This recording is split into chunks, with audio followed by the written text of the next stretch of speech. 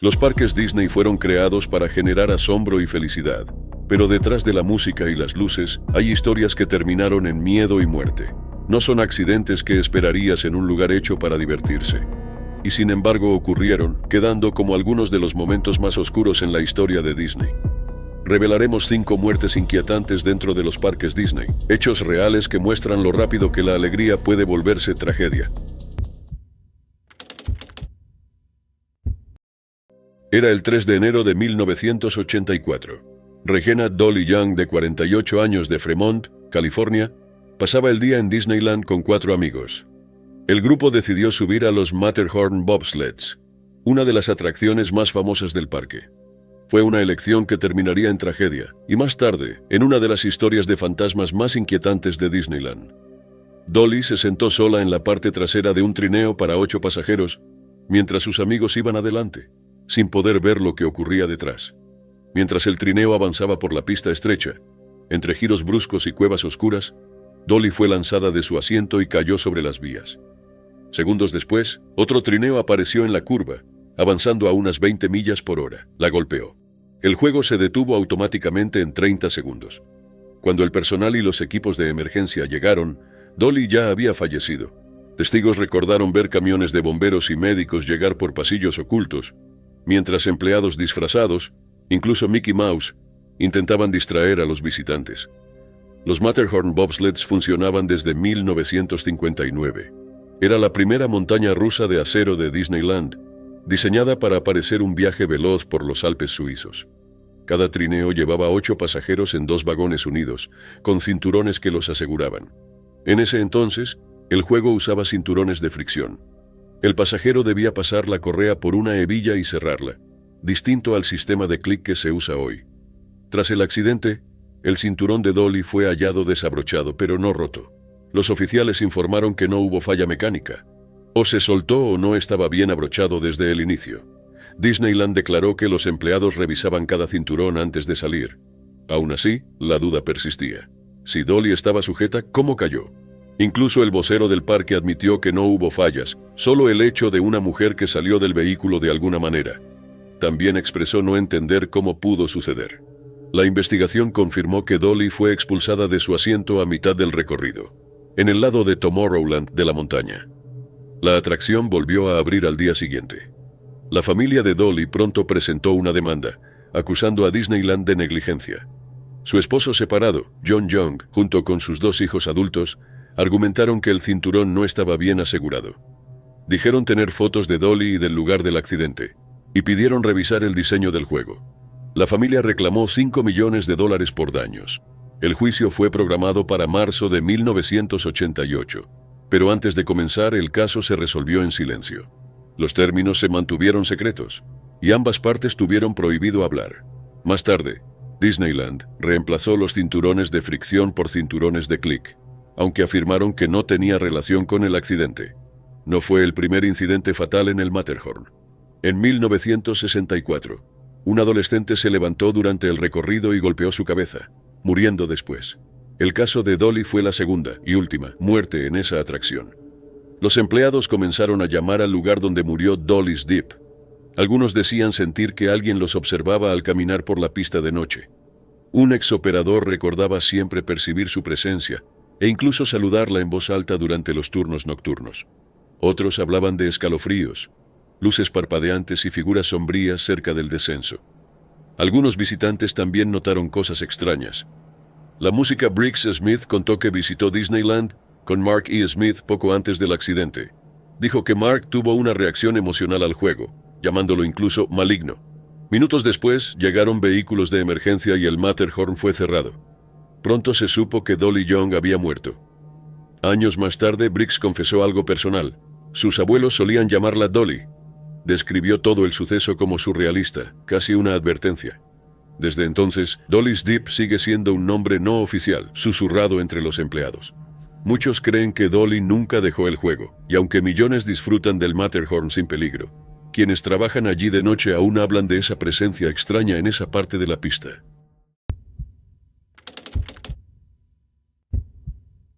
Era el 22 de septiembre del año 2000. Disneyland estaba lleno de familias disfrutando del sol, los juegos y los personajes.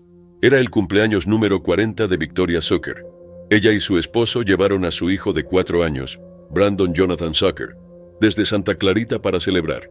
Con orejas de Mickey Mouse, Brandon estaba emocionado por subir a una de las atracciones más coloridas del parque, Roger Rabbit's Cartoon Spin. Nadie sabía la tragedia que estaba por ocurrir. El juego era una atracción oscura donde los visitantes viajaban en autos taxi giratorios, moviéndose entre escenas ruidosas y caóticas de caricaturas. Ese día, Brandon se sentó del lado más cercano a la puerta abierta, algo contrario a las normas de seguridad. El niño más pequeño debía sentarse del lado opuesto. Peor aún, la barra de seguridad no estaba totalmente bajada. El recorrido comenzó. En algún momento, Brandon resbaló fuera del auto en movimiento y cayó sobre las vías. La atracción no se detuvo. Otro vehículo llegó desde atrás, golpeándolo y arrastrándolo unos 3 metros. Su pequeño cuerpo quedó atrapado bajo el coche durante casi 10 minutos. Brandon sufrió heridas graves. Su corazón se detuvo y fue llevado al hospital en paro cardíaco. Lo colocaron en coma inducido y permaneció inconsciente por más de un mes. Cuando despertó, ya no podía caminar ni hablar. El daño cerebral era permanente. Los investigadores descubrieron que el personal de Disneyland había ignorado las reglas de asiento y no había asegurado la barra de seguridad. Para empeorar las cosas, el operador no llamó al 911 de inmediato. En su lugar, contactó a un supervisor que estaba en su descanso, perdiendo tiempo vital. El Estado obligó a Disney a cambiar sus protocolos de emergencia. 3 meses después, Disney rediseñó el juego. Los autos recibieron puertas con cierre, barreras inferiores, parachoques y sensores para detectar si alguien caía en la pista. Disney aseguró que eran cambios rutinarios, sin relación directa con el accidente de Brandon. La familia Zucker demandó a Disney. El caso nunca llegó a juicio y se resolvió en el año 2002, unos 17 meses después.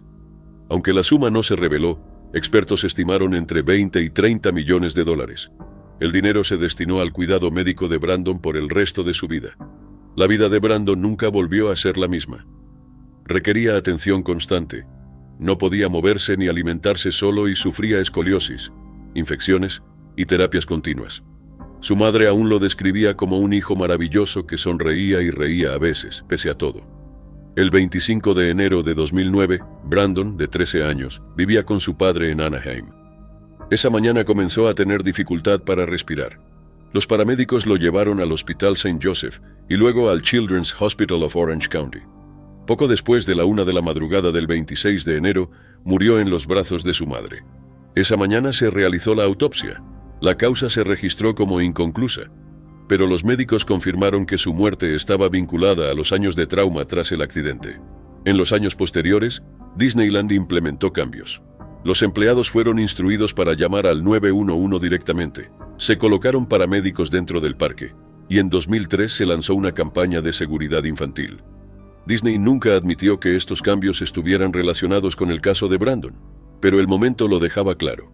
La portavoz de Disney, Susie Brown, emitió un breve comunicado tras la muerte de Brandon Zucker, expresando tristeza por su fallecimiento y enviando pensamientos y oraciones a su familia en ese difícil momento. Brandon Jonathan Zucker nació el 12 de enero de 1996. Tenía solo 4 años cuando su vida cambió para siempre. Murió a los 13 años el 26 de enero de 2009.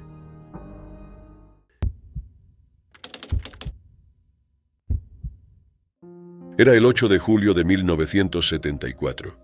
Disneyland vibraba con risas, música y emoción.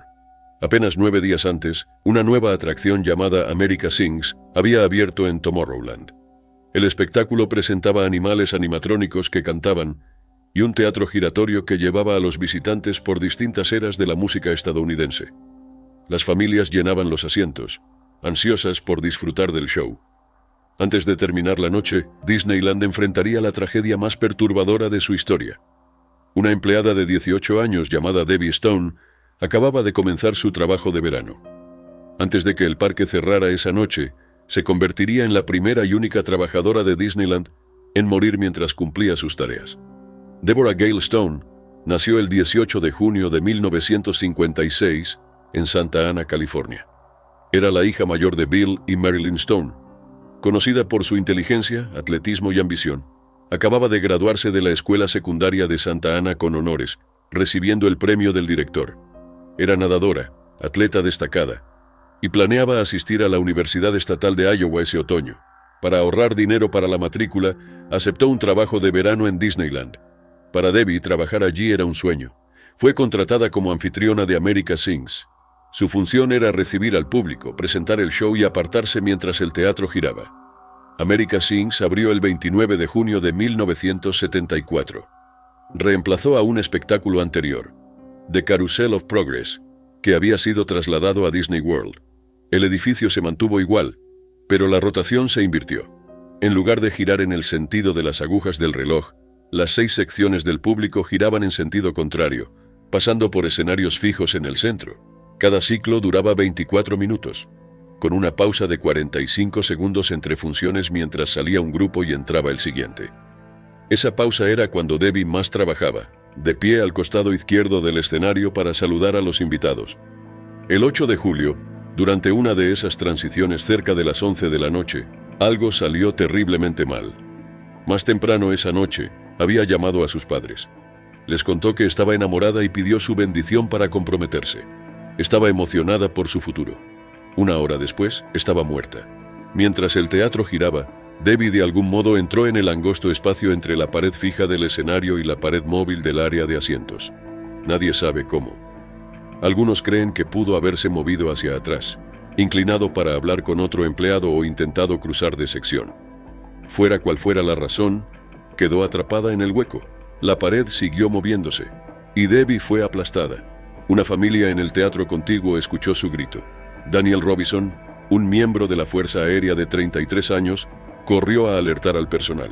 Pero cuando llegaron ya era demasiado tarde. Su muerte se registró a las 11 de la noche. America Sings cerró solo 2 días. Los ingenieros añadieron rápidamente luces de advertencia y luego reemplazaron las paredes por versiones desmontables para evitar otro accidente. También instalaron sensores para detectar movimiento de empleados en zonas peligrosas. Sus padres presentaron una demanda y, según informes, recibieron una compensación, aunque Disneyland nunca reveló los resultados completos de su investigación. La causa oficial se declaró como un accidente. America Sings funcionó hasta 1988. Sus animatrónicos fueron reutilizados en Splash Mountain y Star Tours. Más tarde, el teatro se convirtió en Innoventions y luego en Star Wars Launch Bay. La escuela de Debbie nombró su piscina en su honor y creó el premio Deborah Stone para estudiantes destacados.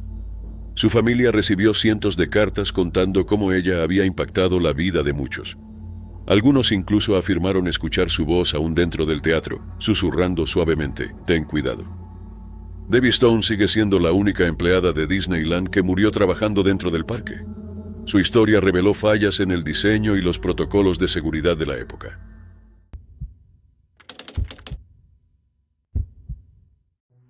Era el 5 de septiembre de 2003. Marcelo Torres, un diseñador gráfico y aspirante a animador de 22 años, de Gardena, pasaba el día en Disneyland con amigos.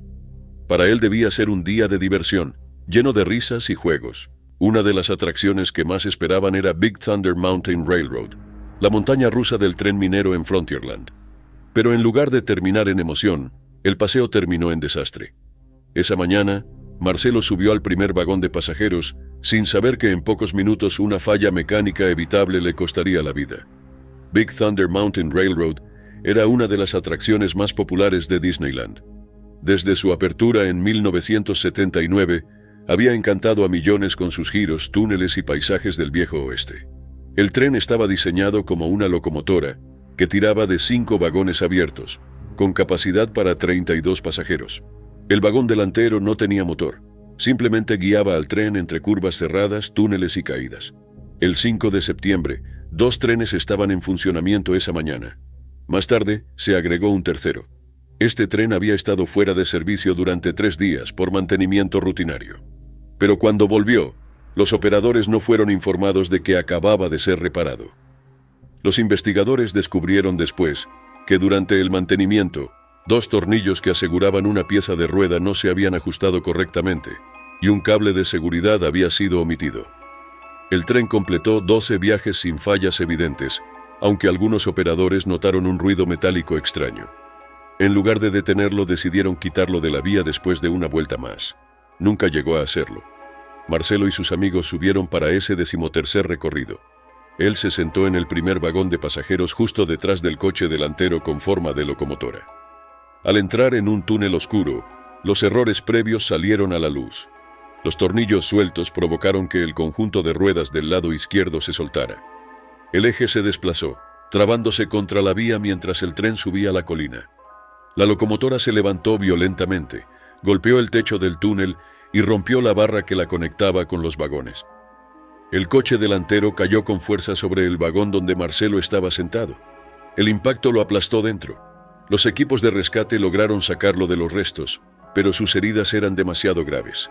El forense confirmó que el trauma torácico y el sangrado interno le habían causado la muerte casi al instante. Dentro del túnel cundió el pánico. 10 pasajeros resultaron heridos, incluido su amigo cercano Vicente Gutiérrez, que sufrió costillas rotas, fractura de nariz y una lesión en la clavícula. Los gritos llenaron la oscuridad mientras los visitantes trataban de escapar. Afuera, quienes esperaban vieron a los pasajeros salir corriendo y pidiendo ayuda. Casi 50 socorristas llegaron al lugar. Bomberos, paramédicos y equipos de rescate. Se necesitó más de 1 hora para estabilizar el tren y liberar a los atrapados. 10 personas fueron atendidas, 2 en el lugar y 8 en hospitales. Marcelo fue declarado muerto dentro del parque. Se convirtió en la 10ª víctima fatal de Disneyland desde su apertura en 1955 y la primera desde 1998.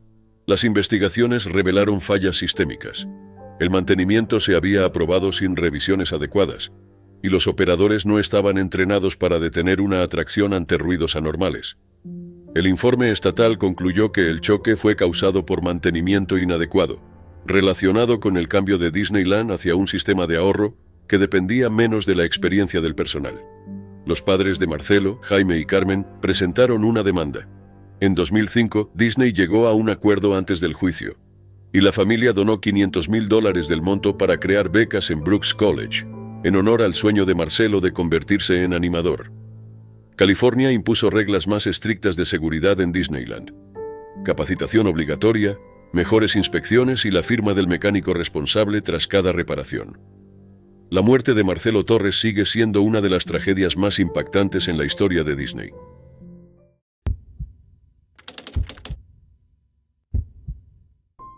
Era el 17 de agosto de 2009 en Disney's Hollywood Studios en Orlando, Florida.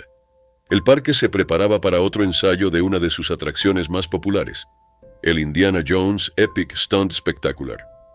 Desde 1989, el espectáculo era un clásico, lleno de explosiones, peleas con espadas y acrobacias peligrosas que recreaban escenas de las películas. Su nombre era Anislav Barbanov, un doble de riesgo búlgaro de 30 años. Acababa de unirse al elenco, cumpliendo lo que para muchos en su profesión era un sueño. Durante años había entrenado para ejecutar movimientos extremos minimizando el peligro. Actuar en Disney significaba prestigio, trabajo estable y audiencias de miles cada semana. Aún así era un oficio donde un solo error, o incluso un instante de mala suerte, podía ser mortal. Cerca de las 7:30 de la tarde, Anislav ensayaba una voltereta. En teoría, era uno de los movimientos más simples, practicado por innumerables especialistas sin problemas. Debía saltar sobre otro actor, girar ajustando el cuerpo y caer sobre una colchoneta, pero algo salió mal. Testigos contaron que el aterrizaje se vio extraño, como si hubiera perdido el equilibrio. Ese pequeño error bastó. Se golpeó la cabeza y sufrió una grave lesión. El personal de emergencia corrió a asistirlo, y a las 7:34 se llamó al 911. Paramédicos del Departamento de Bomberos de Reedy Creek llegaron rápido, intentando estabilizarlo antes de trasladarlo al Florida Hospital Celebration Health. A pesar de los esfuerzos, la herida era demasiado grave. A las 8:53, menos de hora y media después, Anislav fue declarado muerto. La tragedia conmocionó al parque. Disney canceló la función del día siguiente y publicó un comunicado describiéndolo como un miembro valioso del elenco, expresando condolencias a su familia, amigos y compañeros. Pero no era un caso aislado. Su muerte fue la tercera entre empleados de Disney en solo 7 semanas. El 5 de julio de 2009, el piloto de monorraíl Austin Wenenberg, de 21 años, perdió la vida en una colisión de trenes. Luego, el 10 de agosto, Mark Priest, de 47 años, actor en el show Pirate Tutorial del capitán Jack Sparrow. Sufrió una lesión en la cabeza durante una pelea con espadas y murió 4 días después. Con el accidente de Anislav, 3 empleados habían muerto en menos de 2 meses. Esto despertó preguntas. ¿Ocurría algo más detrás de escena? Rick Fogelson, profesor y analista de Disney, calificó el patrón como alarmante, diciendo que 3 muertes seguidas parecían más una tendencia que una coincidencia. Algunos creyeron que la recesión tuvo influencia. Normalmente Disney aumentaba su personal en verano, pero en 2009 mantuvo los mismos 50.000 empleados. Eric Clinton, líder sindical, temía que la menor dotación, las jornadas largas y las multitudes crecientes generaran condiciones inseguras. Otros no estaban de acuerdo, calificando las muertes como tragedias separadas. Donna Line Dalton, otra dirigente sindical, comparó Disney World con una pequeña ciudad y sostuvo que los accidentes, aunque raros, eran inevitables. La Administración de Seguridad y Salud Ocupacional investigó los 3 casos. Disney cooperó plenamente. Se hallaron violaciones de seguridad en el choque del monorraíl, pero no en el espectáculo pirata ni en el ensayo de Anislav. Su acrobacia se consideraba rutinaria y no existían alertas previas. Para la familia de Anislav, los resultados no ofrecieron consuelo. Llevaba solo una semana en el show cuando perdió la vida. Incluso en un ensayo controlado, con colchonetas y revisiones de seguridad, su profesión implicaba riesgos inevitables. El Indiana Jones Epic Stunt Spectacular continuó presentándose con protocolos reforzados. En menos de 2 meses, 3 empleados de Disney murieron en circunstancias distintas, pero todos mientras trabajaban. Entre ellos estaba Anislav Barbanov, cuya vida terminó durante un movimiento que debía ser rutinario. Su historia muestra cómo incluso la acrobacia más simple puede volverse fatal en un solo instante.